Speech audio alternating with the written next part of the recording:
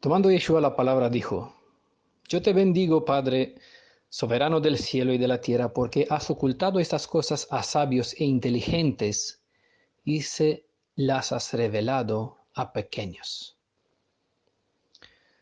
Sí, Padre, pues tal ha sido tu beneplácito. Dice en Mateo capítulo 11, verso 25. Shalom, buenos días a todos los que nos escuchan. Estamos en este mismo día, en el día 12 del mes de Aviv, segundo día de la semana gregoriana, el lunes 6 de abril. Pero hasta que vamos a comer el Pesaj lo vamos a comer en el día 15, en la parte de noche del 8 de abril. En la parte de tarde, cuando baja en el día 8 de abril, el sol es aquí donde se va a comer el Pesaj. Entonces estamos en el día 12, nos falta 2 días hasta celebrar Pesaj. Quiero compartirles un mensaje que se llama Hemos hallado al ungido, es decir, al Hamashiach, ¿no?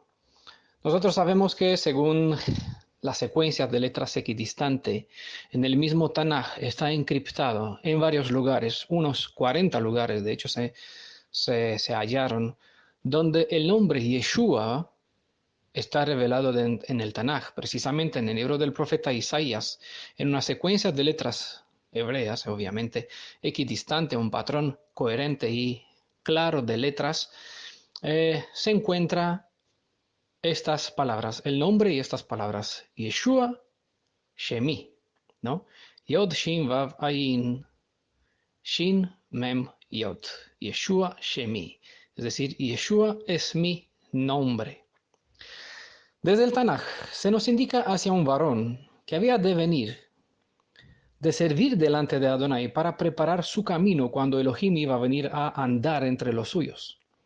En el Tanaj vemos que cuando una persona se haya apartado para servir de una manera especial a Elohim, eso se hacía, bueno, esta forma de apartar a esta persona se hacía de una manera especial. Se hacía mediante el derrame de aceite de oliva sobre su cabeza. Esto es así cuando el hombre es el medio empleado para la elección o el ungimiento de otra persona, ¿vale? Lo voy a decir una vez más para que tengan en cuenta el detalle. Entonces, cuando Elohim unge una persona y elige a otra persona para que sea el medio a través del cual da el ungimiento para una persona, cuando una persona unge a otro, siempre lo hace derramando aceite en su cabeza. Esta es la forma de ungimiento que se practicaba en el Tanaj, tanto para los sacerdotes, para algunos profetas, para algunos reyes de Israel. Pero cuando Elohim viviente aparta a una persona para una cierta tarea, el hecho no es visible, pero el sentido de la elección es sinónimo como si lo ungiera. De este modo, el rey de Persia, por ejemplo, el Ciro, fue ungido por Elohim aunque nunca se derramó aceite sobre su cabeza. Entonces, Elohim aparta a las personas para sus propósitos de una forma directa o mediante otras personas.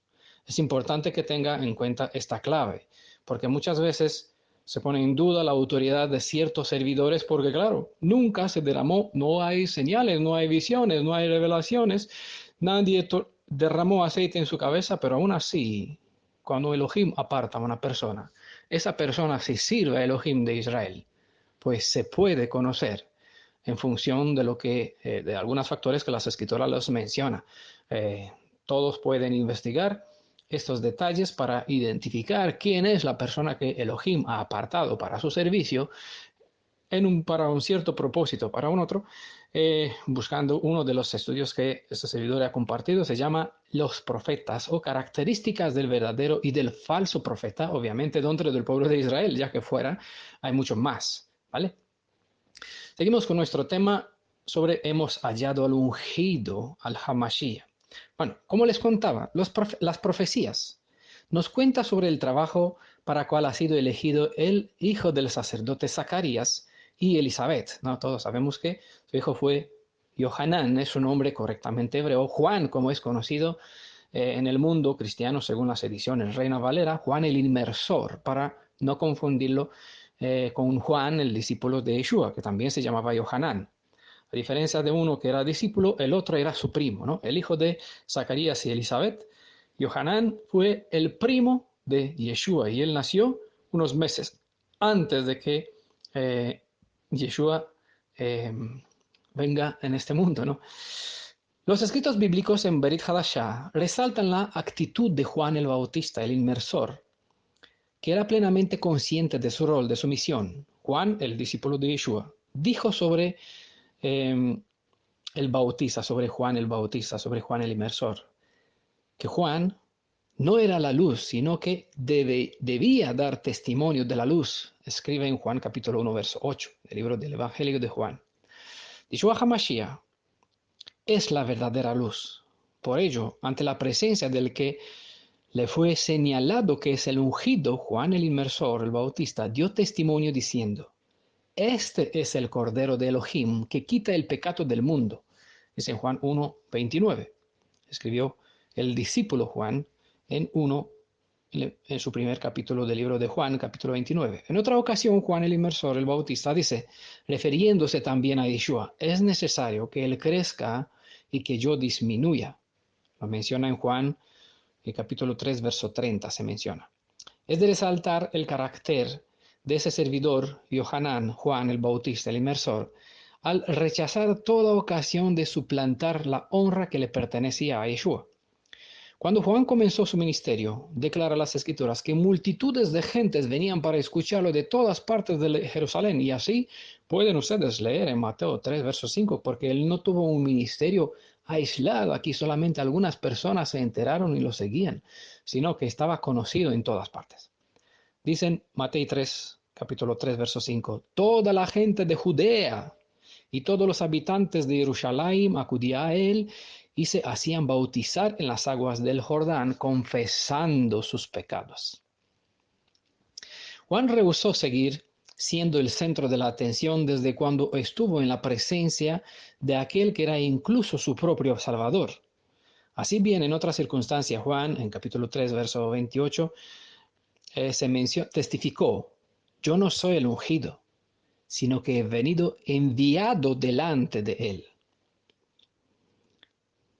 Con todo esto, Juan fue apartado, es decir, el ungido por Elohim, mas no era el Hamashiach, ¿no?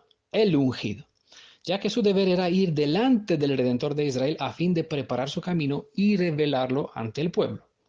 Eso es una buena lección para todos aquellos que tenemos la tarea de ser testigos del Redentor de Israel ante el mundo, de hacer conocer a Yeshua para que aquel que ama su propia vida pueda salvarla acudiendo a Yeshua como su Redentor y seguirlo, obviamente, sobre todo, porque a fin de cuentas uno puede conocer a Yeshua o saber sobre él sin conocerlo, como vamos a ver, pero si no lo sigue, es decir, si no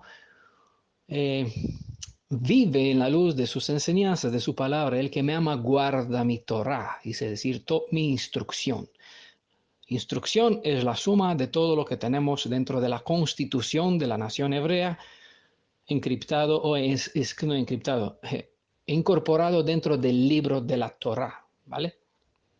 Y esta Torah está para todo el pueblo de Israel, Yehudim, Danitas, Benjamitas, de Manasés, de todos los 12 tribus descendientes de Jacob.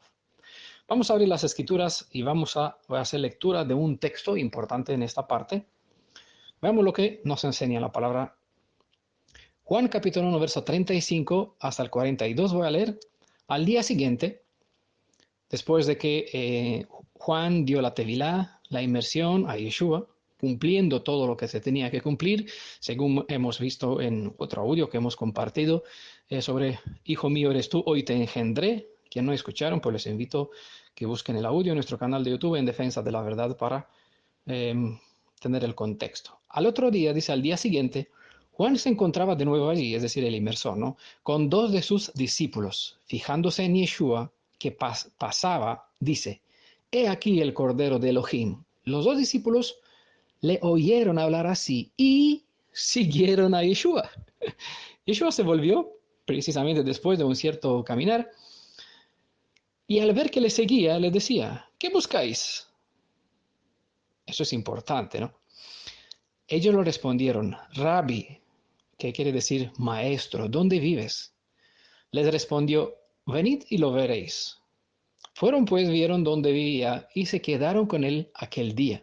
Era más o menos hora décima, es decir, bastante temprano por la mañana. Andrés, dice en Juan 1, verso 40, el hermano de Simón Pedro, era uno de los dos que habían oído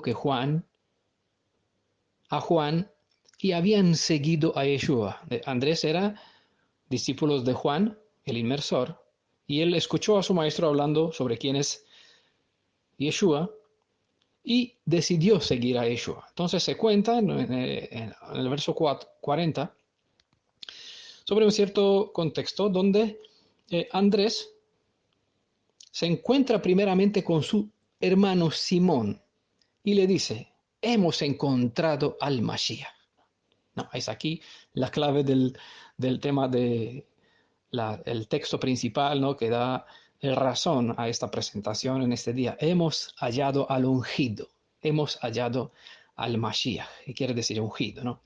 Y verso 42 dice, y le llevó donde Yeshua, ¿a quién? A Pedro, obviamente a su hermano, ¿no? Yeshua, fijándose su mirada en él, le dijo, tú eres Simón, el hijo de Juan, tú te llamarás Kefas, que quiere decir piedra. Esas son las primeras palabras de Yeshua en el Evangelio de Juan. ¿Qué buscáis? ¿No? En su Evangelio, Juan aquí presenta las primeras palabras que aparecen de parte del Redentor. ¿Qué buscáis? Es importante esta pregunta porque muchas personas llegan ante Él por ciertas necesidades. Hay una profecía hermosa sobre la cual algún día entre muchos otros asuntos de las escrituras, pues algún día me gustaría presentarles sobre 10 mujeres. Dice, hablando de esos tiempos, habrán 10 mujeres, ¿no? La profecía del Tanaj, que irá a un varón y dirá, extiende tu talit sobre nosotros, es decir, reconócenos como tus esposas. No necesitamos ser tus esposas, no necesitamos seguir, no necesitamos que nos ames, no necesitamos tener intimidad contigo como Yeshua presentó en Mateo capítulo 7, otra presentación. Apartados de mí, nunca os conocí, transgresores de la Torah, porque no tuvieron intimidad conmigo. Mateo capítulo 7 está presentado también, creo que por escrito, en PDF y también en audio. Les invito a escuchar o leer. Eso han dicho estas 10 mujeres. No necesitamos tener esta intimidad contigo. Solamente déjanos tu nombre, ¿no? Para que no seamos de vergüenza.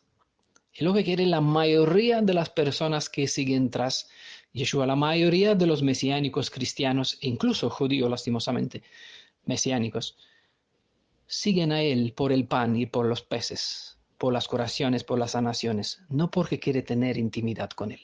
Por eso, su pregunta, no voy a indagar, no voy a profundizar mucho en el asunto. Quédate, tú que me escuchas, con esta pregunta, pero no de escucharlas, hablan que se los lee Daniel Udroica, ¿no? Sino escucharlas como de parte del Redentor, cuando tú vienes a buscarlo. ¿Qué le contestarás cuando Él te pregunta, ¿qué buscáis?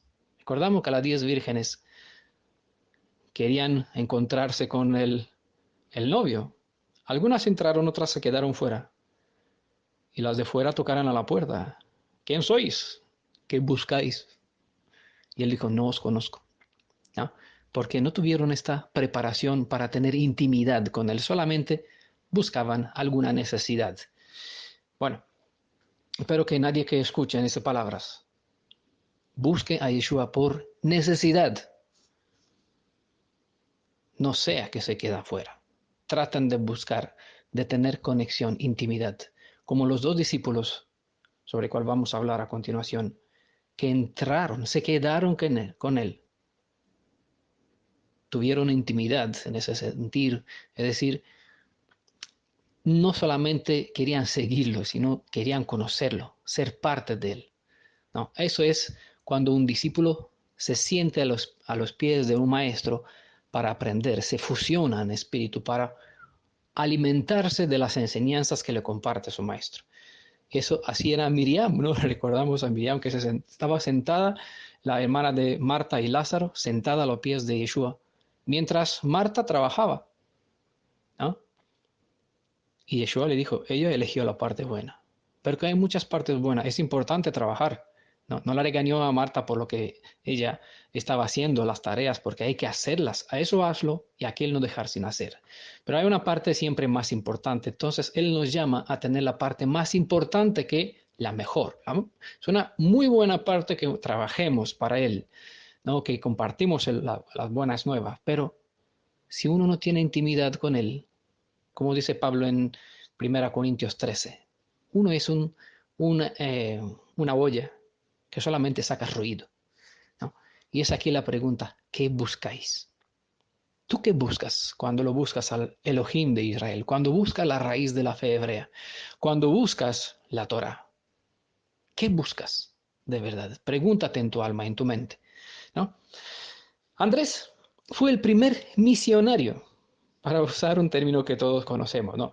El primer judío creente en Yeshua que se puso en marcha una vez que él mismo tuvo su encuentro personal con su Redentor. Andrés fue quien se dispuso a compartir la Beshorat Tovah HaGeulah, es decir, las buenas nuevas de la redención, al hallar al Goel, al Redentor. El Redentor, Goel, como se dice en hebreo, es el pariente más cercano. Y este pariente más cercano fue señalado como el Mashiach. Andrés lo halló. ¿Y qué hizo? Salió fuera después a buscar a su hermano y compartirle. Hemos hallado al Goel, a este pariente más cercano, quien es ungido para ser nuestro Redentor. La fe en Yeshua es ante todo el fruto de una experiencia de encuentro con el Mashiach de Israel. Quien llega a creer en él debe creer no porque otros le hablaron sobre él, no tanto por lo que haya escuchado o leído acerca de él, sino por su propia experiencia, un encuentro personal con él a través de la fe, obviamente. Los primeros dos discípulos de Juan nos dan también un excelente ejemplo a seguir. Ellos prestaron oído inteligente a su maestro. ¿Saben que la palabra, lo comenté en otra presentación, la palabra obediencia no existe en la fe, en el idioma hebreo, pero existe la palabra que se llama Shama. Bueno, vamos a ver más adelante, ¿no? De donde Shema. Y eso significa no escuchar simplemente, sino un oído que pone en práctica activo, ¿no? Esos dos discípulos de Yohanan, el inmersor de Juan el Bautista, escucharon a su maestro dirigiéndole hacia Yeshua y ellos pusieron en obra, tomaron iniciativa, actuaron como tal. Esta es la fe activa, la fe que vence en el mundo, ¿no? Creo que hay otro audio en nuestro canal de YouTube con este título. Y es lo que vimos que hicieron esos dos discípulos de Juan. Y también vemos el resultado que produce en un alma cuando éste se conecta con su Salvador. ¿Qué hace? ¿Qué hicieron? Se dispone a compartir la bendición enseguida. No puede retener porque cuando ellos encuentran la fuente de agua viva, uno no puede quedar pasivo. De su corazón brota ríos de agua viva cuando entra en conexión con Yeshua y sigue los pasos de su maestro, de su padre, según el espíritu de Yeshua, quien obra mediante ellos también.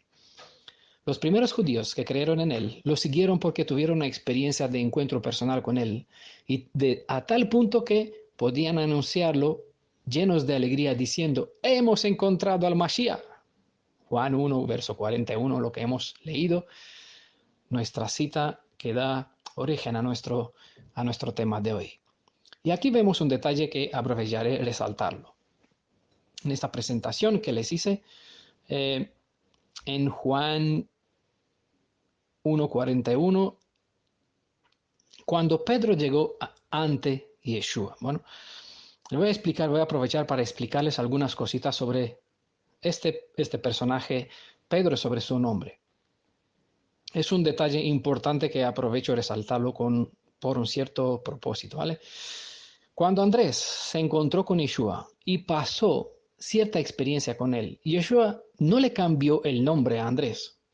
Pero cuando Andrés llevó ante Yeshua a su hermano, a este sí, Él le cambió su nombre en Kefas.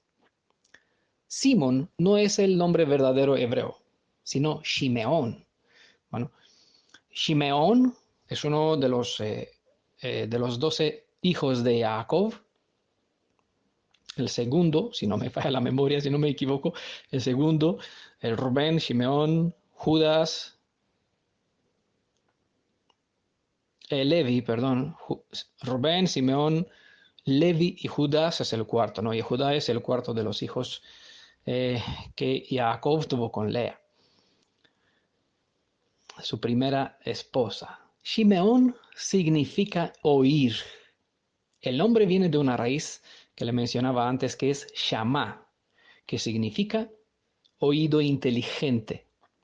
Su nombre fue cambiado de Shimón, que es oír, oído inteligente, ¿m? Fue cambiado en Kefas, que es el sobrenombre de Pedro, como se traduce en las ediciones cristianas. Su nombre hebreo Kefas viene de una palabra que es kef, que a su vez significa roca hueca, peñasco, roca. Claro, cuando ustedes lean en el interlineal griego, eso no le va a salir. Por eso hay que buscar las orígenes y las raíces del nombre en hebreo, porque en griego eso no le dice nada. ¿Vale? Por eso le trato de hacer esta presentación sobre el nombre, porque él le cambió el nombre. Yeshua le cambió el nombre de oído inteligente, de oír, shamá, oído inteligente, en kefas, que es de la raíz kef, que es roca hueca. Esta palabra, de donde surgió su nombre, tiene una raíz, que es kafaf, raíz primaria. Significa curvar, curvar, abatir, adorar, caer, inclinar, oprimir. El significado de su sobrenombre describe en sí el futuro de Shimeón, de Simón, Pedro. No les quiero comentar, no quiero indagar, no quiero profundizar en el asunto del nombre, pero todo lo que significa este cambio de nombre describe una profecía, es decir, Pedro vino a Juan ánimo, lleno de gozo. Oh, he hallado al Mashiach. Y este le dice, tu nombre no te corresponde. Como Moisés cambió el nombre de Oshea, que es Salvador, en Yehoshua, porque él fue salvado. Él no es Salvador. Y hay veces cuando Elohim considera no es correcto el nombre que tienes. Entonces también a Pedro le dijo, este nombre de oído inteligente no te caracteriza. La raíz de tu nombre no coincide con tu forma de ser. ¿Por qué? Porque Yeshua sabemos quién es. Él es el Adonai viviente, el Elohim viviente, que ve, no se limita al exterior, sino ve, porque Él separa los riñones, ¿no? Hasta la médula. Sí, ve dentro del espíritu del corazón, escudriña, dice el alma. Y es aquí donde vio y describió lo que Él va a hacer.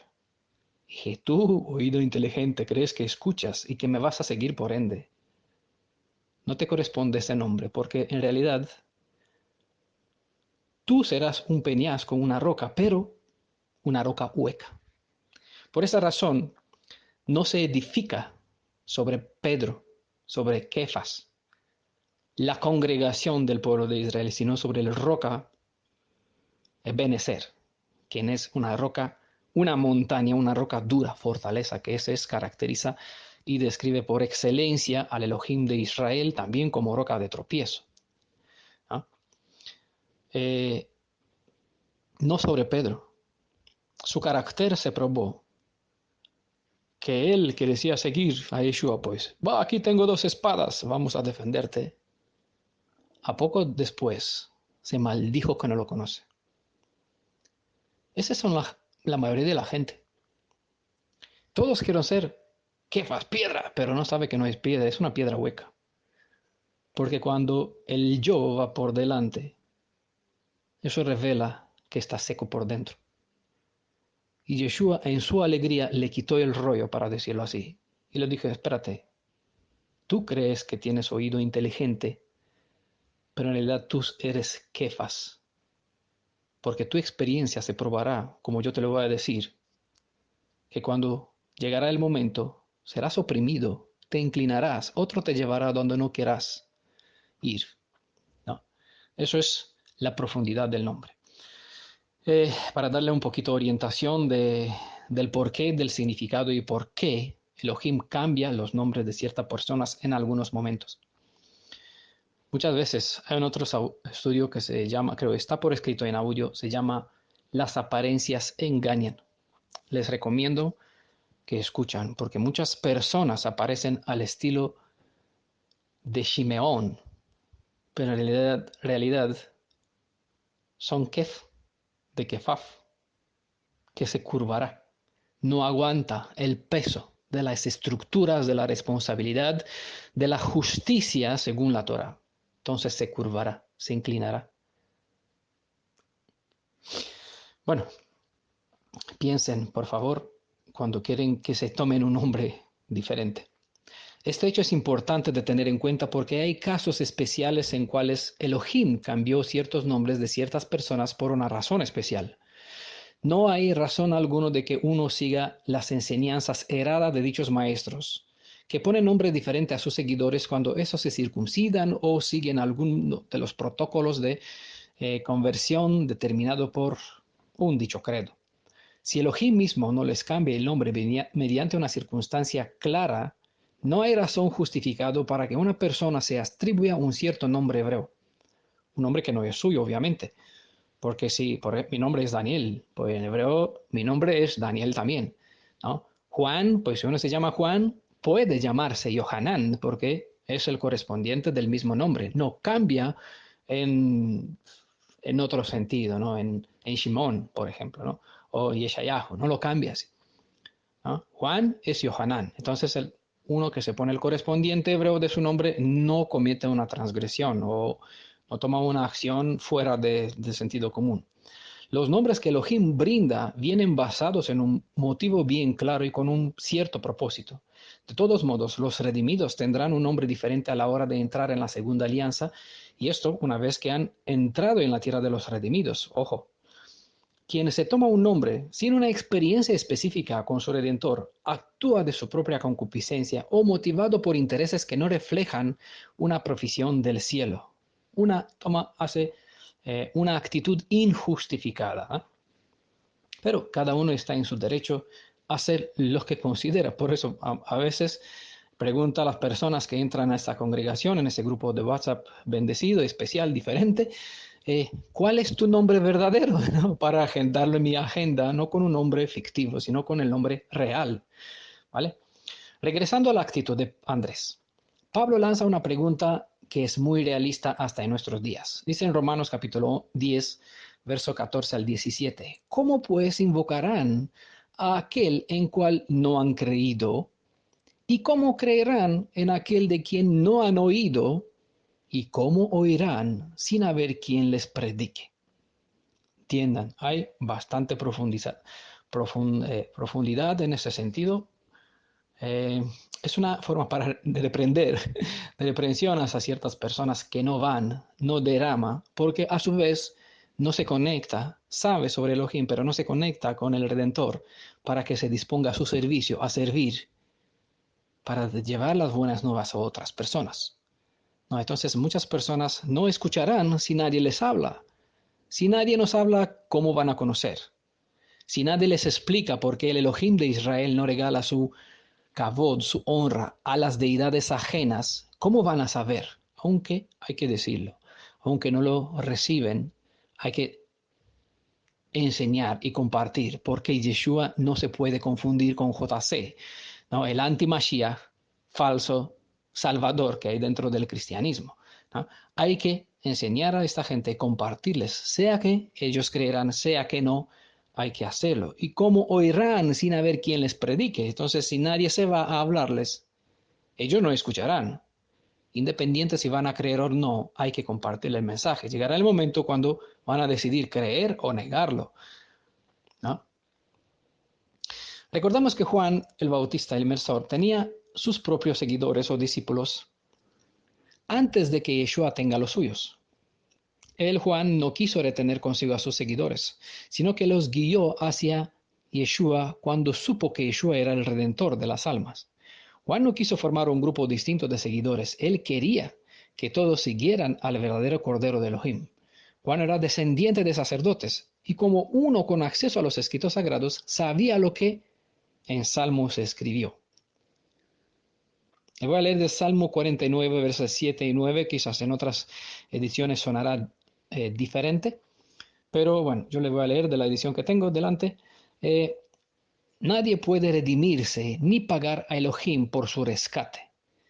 Es muy cara la redención de su alma y siempre faltará para que viva aún y nunca vea la fosa, es decir, uno no puede hacer nada para redimir siquiera su propio alma. Puede trabajar toda su vida, puede invertir todo su oro, todos sus tesoros. No puede redimir su propia vida, cuanto menos a de sus queridos, ¿no? Entonces, si uno no puede salvar su vida, ¿qué va a haber? La fosa.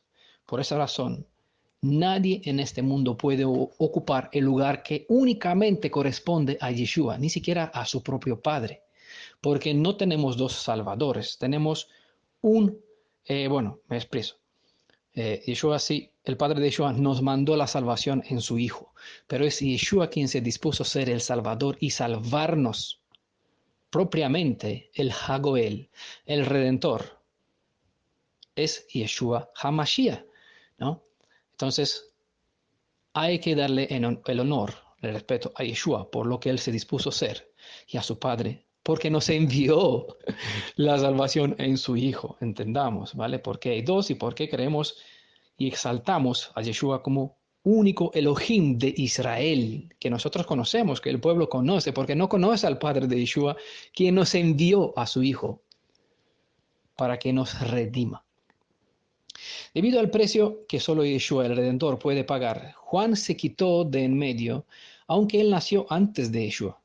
Yeshua existía antes de él, y Juan no era siquiera digno de atarle las correas de las sandalias o desatarla, ¿no?, del Redentor, cuando más permita que la gente le continúe siguiendo a él cuando ya estaba presente el Rey de los ejércitos. Esa debe ser la actitud de todos los dirigentes, líderes de congregaciones, yeshivas, sinagogas, etc. Hacer que Yeshua sea el verdadero centro de la atención, contribuir para que todos sigan únicamente al Cordero Redentor. Pero como la mayoría de los dirigentes aún no tuvieron una experiencia personal con el Redentor de Israel, con razón ellos resaltan en su posición honor, reclaman y resaltan ellos como el lugar que debe recibir el honor en sus congregaciones, ocupando así un lugar donde debería ser exaltado el Salvador. En aquella ocasión, Juan el Bautista se quedó sin dos de sus seguidores, ya que ellos se dispusieron a seguir a Yeshua. Dicha pérdida fue animada por el mismo Juan y fue él quien indujo a sus propios discípulos a abandonarle para que siguieran al verdadero ungido. De este modo Juan comenzó su retiro como centro de la atención pública porque fue consciente de que había cumplido la misión para cual había sido enviado. ¿Cuál era esa misión? Pues preparar el camino para Adonai y presentarlo ante los de su pueblo. Juan no solo no se entristeció, sino que se alegró porque sus discípulos le abandonaron para seguir al Redentor, al que podría dar redención a sus almas.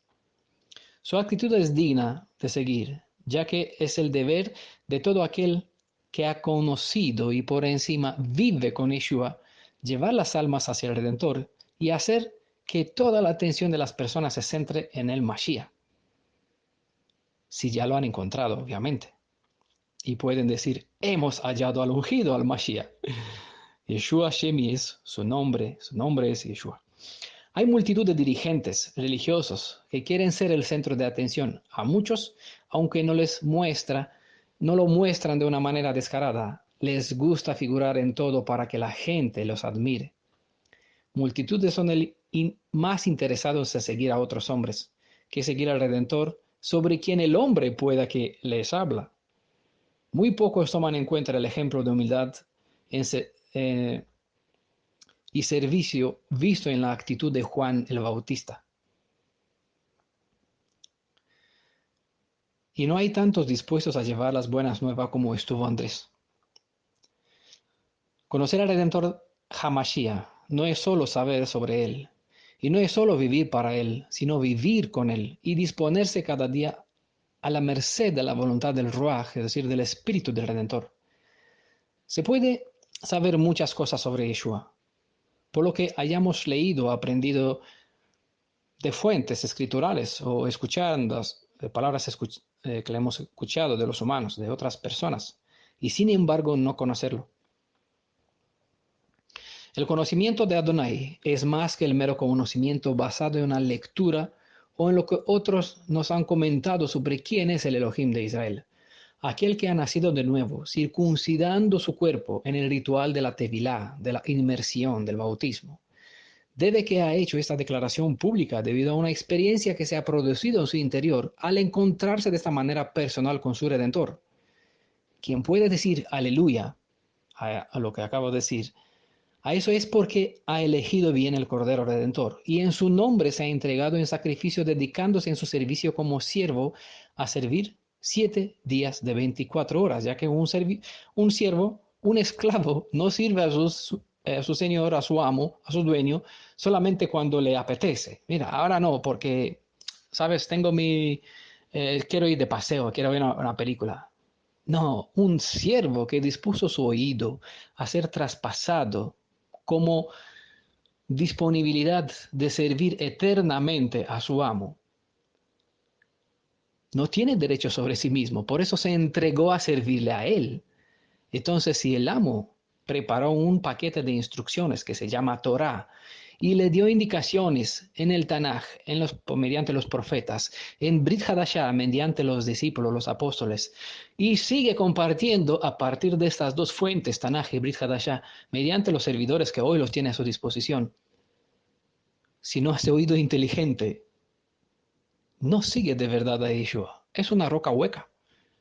Que es una roca, sí, tiene dureza, pero no se puede edificar sobre ella.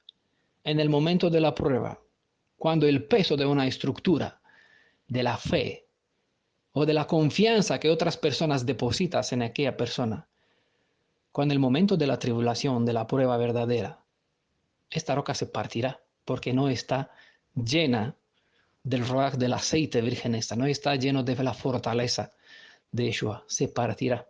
Y la gente quedarán chasqueados, ¿no? Si así se dice, ¿no? Mal, decepcionados. Un barco destruido, arruinado. Y la vida de las personas que se refugiaron en este barco hueco por dentro, ¿qué pasará? Por eso es importante de conocer sobre quién Elohim extendió su mano para bendecir, a servir a este pueblo. Porque hay muchos, ¿no? El mismo Yeshua nos dijo, vendrán muchos en mi nombre. Es decir, ¿qué dirán? Yo soy el ungido, yo el ruaj está sobre mí, yo tengo sueños, tengo visiones, y engañarán a muchos. Quien escucha, pues se apercibirá. Quien no quiere hacer caso a estos consejos, pues que no se extrañe cuando será decepcionado, porque el vendedor que le vendió el aceite, una especie de aceite, no, este aceite no fue bastante bueno para que le dure en el tiempo de la aflicción, en el tiempo de la noche de Jacob, cuando el sueño vendrá sobre todos, para decir así, un momento, cuando la gente dejará de velar, en un momento cuando estarán despreocupados, y quien no está vigilando, no está velando, pues vendrá el ladrón, lo tomará por sorpresa. Aquí está para el pueblo de Israel centinelas puestas a traer señal para que el pueblo despierte. Quien hace caso despertará, se preparará, encenderá sus lámparas y entrarán en la tierra de los redimidos. Por todo este mensaje, por todo lo que hemos recibido, porque todo lo que tenemos de Él ha venido y todo lo que damos, a Él le devolvemos, porque no es nada lo que es nuestro. Todas esas palabras no pertenecen a Daniel Udraica, sino que pertenecen por herencia, por descendencia a todo el linaje de Israel, y todo lo que tenemos es un regalo, es una bendición de lo alto. Pues por eso a Él Es a Yeshua a quien todos tenemos que seguir, dar toda la honra, el akavod. Él es el único centro de nuestra vida, porque es el amo quien nos compró con el precio de su sangre para librarnos de la muerte a fin de que podamos vivir para siempre en Shalom a su lado. Una vez restaurados por completo a su imagen y semejanza, podemos estar en la presencia del Padre de Yeshua, del Padre de nuestro Padre. A Yeshua, al Cordero y a su Padre, a Yeshua y a su Padre sea toda la kavod, toda la honra por lo que hemos recibido, y espero que los que escucharon este mensaje sepan elegir bien el Cordero y durante este tiempo de prueba que lo identifique correctamente y que se asegure que Él es el Cordero perfecto para que puedan decir, hemos hallado al ungido, y pueda compartir de sus de las buenas nuevas, ¿no? Pueda compartir su carne y su sangre, ¿no? Compartir sobre la verdadera comida y la verdadera bebida a todos cuantos los rodean.